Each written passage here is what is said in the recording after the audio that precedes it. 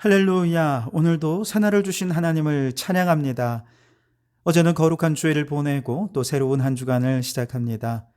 추수감사주일에 넘치는 감사와 은혜와 풍성함으로 이 한 주간도 감사하며 살아가는 한 주간이 되시기를 주님의 이름으로 축원합니다. 자, 오늘은 에스겔 44장 말씀인데요. 1절과 2절 두 절만 보겠습니다. 하나님의 말씀을 경청하시기 바랍니다. 그가 나를 데리고 성소의 동쪽을 향한 바깥문에 돌아오시니 그 문이 닫혔더라.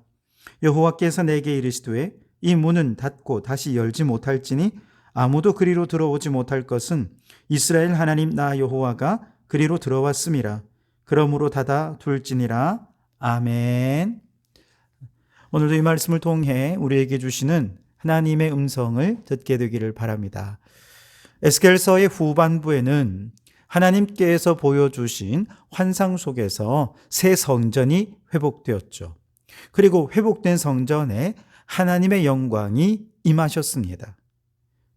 이처럼 하나님이 임재하셨다. 무슨 뜻이겠습니까?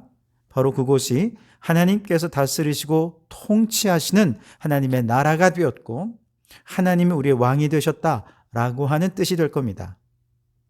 오늘 말씀에 보면 그 하나님께서 결코 우리를 떠나지 않으시고 하나님 말씀을 중심으로 하나님께서 다스리시고 통치하시는 하나님의 나라를 이 땅에 세우실 것에 대해 예고하고 계십니다.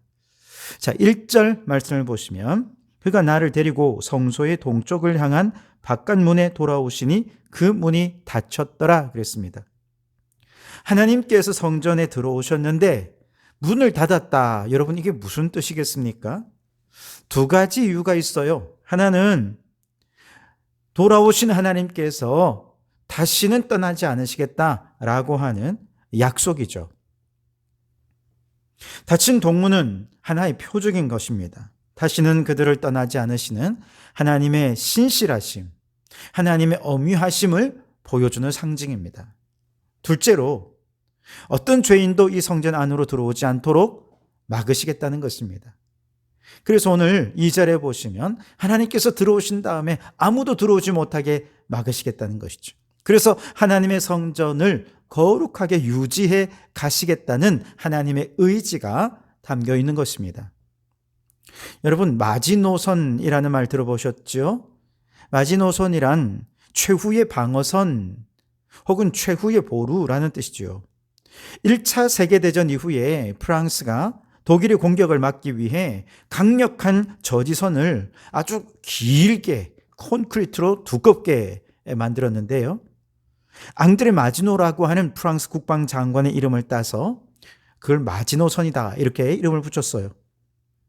하지만 2차 대전 때 독일이 마지노선을 우회해서 프랑스를 공격하면서 마지노선이 무너졌다 그렇게 사람들이 얘기를 했고 프랑스가 기습 공격을 당하게 됩니다. 여러분, 이 타락하고 세속화된 세상 속에서 교회만은 거룩함의 마지막 최후의 보루, 최후의 강력한 방어선, 마지노선이 되어야 할 줄 믿습니다. 역사 속에서 마지노선은 결국 무너지고 말았습니다만 교회는 결코 무너져서는 안 됩니다. 그렇게 하기 위해 교회는 세속화의 물결이 교회 안으로 들어오지 못하도록 어떻게 해야 되겠습니까? 세상을 향해 문을 닫아 걸어야 합니다. 그렇다고 여러분 오해하지 마십시오. 세상과 고립되어야 한다. 교회의 문턱을 더 높여야 한다. 교회에 아무나 들어오지 못하게 해야 된다. 이런 뜻이 결코 아닙니다.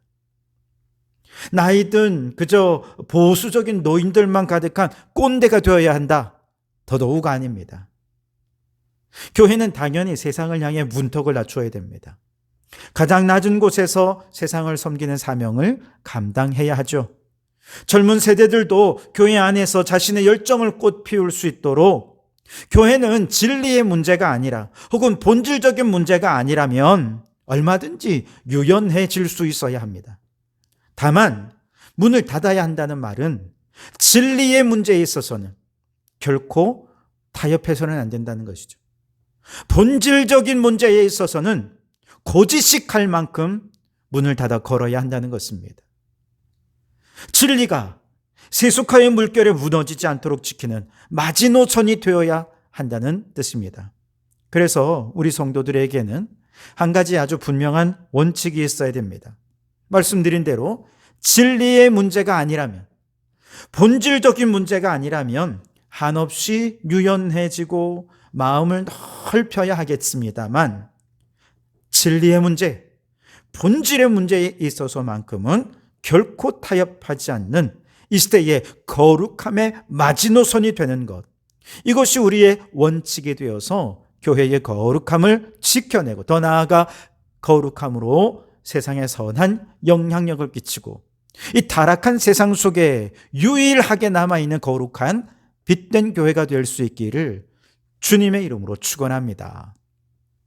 다시 말씀으로 돌아오면 이제 성전을 측량하던 천사는 안뜰로 들어가는 북문으로 에스겔 선지자를 인도합니다. 북문을 통해 성전 앞으로 들어간 에스겔 선지자는 가득한 하나님의 영광을 목도하고 그 앞에 압도되어 엎드립니다. 그리고 하나님께서는 성전에 있는 하나님의 영광과 거룩함이 어떻게 지켜져야 하는지, 이 하나님의 질서는 어떠해야 하는지를 에스겔 선지자에게 이렇게 말씀하십니다. 5절에 여호와께서 내게 이르시되 인자야 너는 전심으로 주목하여 내가 내게 말하는 바 여호와의 성전의 모든 규례와 모든 율례를 귀로 듣고 또 성전의 입구와 성소의 출구를 전심으로 주목하고 그랬습니다. 여러분, 성전 안에 거하시는 여호와의 영광, 그 거룩함을 지키며 하나님의 질서가 있는 하나님의 나라를 이루는 방법이 뭐냐? 하나님의 말씀을 회복하는 것입니다. 모든 율례와 모든 규례를 다시 회복하는 것이지요. 그래서 9절에 보면 할례 받지 않은 이방인을 성소에 들어오지 마라, 그렇게 명령하시죠. 규례와 율례를 회복하는 과정입니다. 10절에는 하나님을 섬겨야 할 레위인들이 우상 숭배를 따르며 하나님을 떠났던 과거를 기억하면서 그들이 자기의 죄악을 담당할 것이다, 이것이 하나님의 율법을 바로 세우는 방법이었던 것이죠. 생각해 보십시오. 백성들을 지도해야 할 사람들이 오히려 적극적으로 우상 앞에 수종들면서 이스라엘 백성들에게 해를 끼치지 않았습니까? 그러니 그들이 범한 죄에 대해 책임을 져야 하는 것이죠. 어떻게 책임을 지라고요? 제사장 직분을 내려놓게 합니다. 그리고 하나님의 성물에 가까이 접근하지 못하게 합니다. 그들에게 이제 허락된 것은 성전 안에 허드렛 일만 하는 것이 허락되었습니다. 그것들은 성전문을 지키는 일이고 제사를 드리기 위해 각종 짐승을 잡는 일입니다. 그들은 제사를 돕는 직분, 주로 희생 제물을 도살하고 요리를 하고 이런 일들을 감당하고 특별히 성전문을 관리하는 역할도 그들에게 맡깁니다. 그렇다고 여러분, 그 사역이 중요하지 않다는 얘기는 아닙니다. 주의 일은 다 거룩하고 다 의미 있고 중요하지만, 그러나 이들은 그들의 죄책을 담당하면서 좀 허드렛 일들을 하나님께서 맡기신 것이죠. 반면에 제사장 사독의 자손 레위 사람 제사장들은 어떻습니까? 그들은 솔로몬 시대 이후 정말 나라가 망하기까지 끝까지 성소에서 거룩한 직분을 잘 감당했습니다. 그래서 하나님께서는 새로운 성전에서도 그들에게 동일한 직분을 맡기십니다. 그리고 특별히 제사장에 대한 규례를 엄격하게 적용하도록 하는데요. 오늘 말씀해 보시면 제사장들은 어떻게 해야 되느냐? 머리털을 밀지 말아라. 길게 자라게도 하지 말아라. 포도주는 마시지도 말아라. 이혼한 여인에게 장가들지 말아라. 그러면서 굉장히 엄격하게 제사장들의 규례를 정해 주셨습니다. 왜 그랬을까? 두 가지 이유가 있을 텐데요. 하나는 바로 이들이 백성들에게 거룩한 것과 속된 것, 부정한 것과 정한 것을 구별하는 역할을 해야 되기 때문에 그렇습니다. 그래서 23절에 내 백성에게 거룩한 것과 속된 것의 구별을 가르치며 부정한 것과 정한 것을 분별하게 할 것이며 라고 말씀을 하시죠. 둘째는 백성들의 재판을 담당해야 했기 때문인데요. 24절에 송사하는 일을 재판하되 내 규례대로 재판할 것이며 내 모든 정한 절기에는 내 법도와 율례를 지킬 것이며 또 내 안식일을 거룩하게 하며 라고 말씀하십니다. 속된 것과 거룩한 것을 구별하는 일, 송사에서 재판하는 일들을 말씀의 규례대로 재판하도록 하는 일, 여러분 이것은 무엇을 말하는 것입니까? 결국 하나님의 말씀을 적용하는 역할을 하라는 것이죠. 제사장들이 다른 백성들보다 더 거룩함에 있어서 엄격해야 하는 이유가 바로 여기에 있습니다. 하나님의 말씀의 기준을 사람들에게 적용해서 부정하냐 거룩하냐 이것들을 분별해야 되거든요. 송사에서 무엇이 하나님 말씀에 옳으냐를 판별해야 되는 역할을 해야 되는데 내 안에 기준이 명확하지 않으면 어떻게 되겠습니까?